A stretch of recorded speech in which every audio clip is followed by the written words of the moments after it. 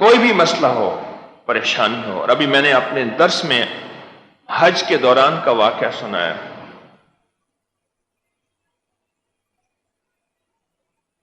کہنے لگے کہ میں سن 2000 میں آپ سے ملنے آیا، بہت مسائل، مشکلات، پریشانیوں اور دکھوں میں تھا، آپ سے ملنے آیا اور میں نے آپ کو اپنے مسائل کے بارے میں عرض کیا تو آپ نے فرمایا تھا کہ 2 رکعت نماز نفل پڑھ جس کی سورۃ فاتحہ کے بعد 21 بار سورۃ اخلاص پڑھ.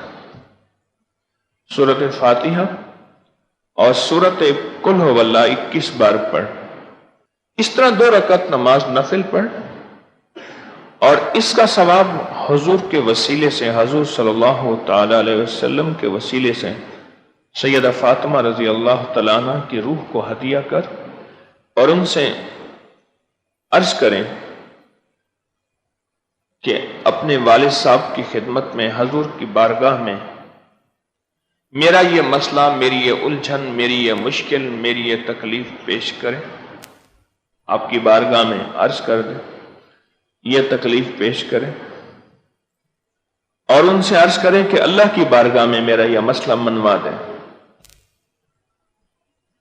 اس کی دلیل یہ ہے، جسے آپ غور سے سنیں اور سمجھیں گے، کہ صحابہ کرام رضوان اللہ تعالی علیہم اجمعین کو جب کوئی مسئلہ پیش آتا تھا، جب کوئی مشکل پیش آتی تھی اور جب کوئی تکلیف پیش آتی تھی تو صحابہ کرام فوراً